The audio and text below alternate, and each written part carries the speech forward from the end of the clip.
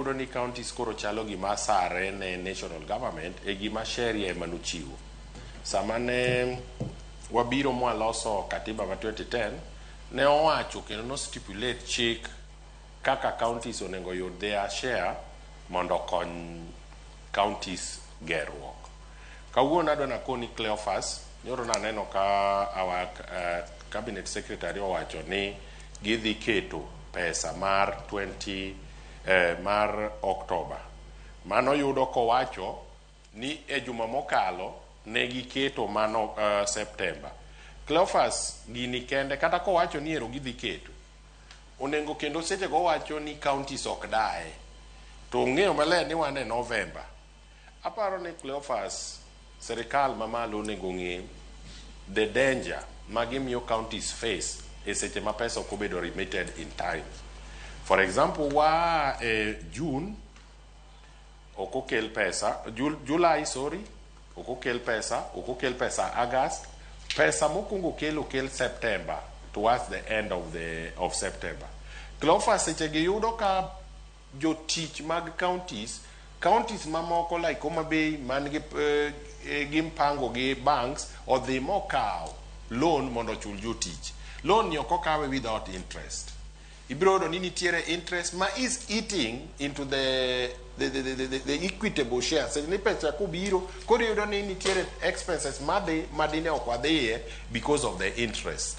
Dwe maraboro kendo chako chulgi gi loan. Koro Cleophas bat mar serikal mamalo kelo pesa ni onego bed very timely, and ko bedo timely odhi konyo counties, because without it iyudo ni counties bedo gi a lot of pending bills.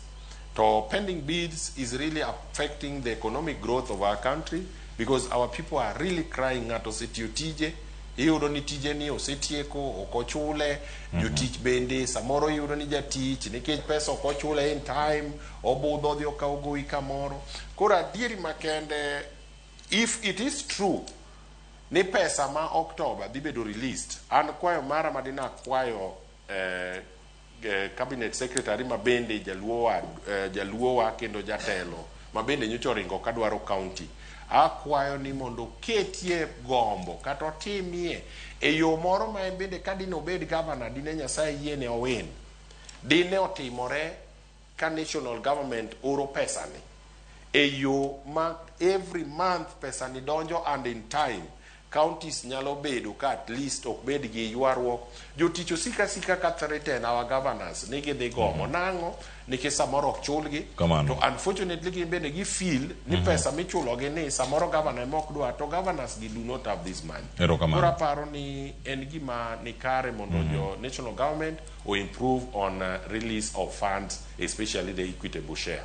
Erokamano ahinya Kakhiri Boaz. Anga duogire mondo mi anga kawo wach mari mogik bende ang'e nikech thuolo ma bende rengo kar kaya ahinya bi kuom senator ma bende une custodian ma devolution kendo rango geyo makare kako timo oversight gigi duto weche mag omenda kama gintiere. Governors koro buogo ng'anyo kama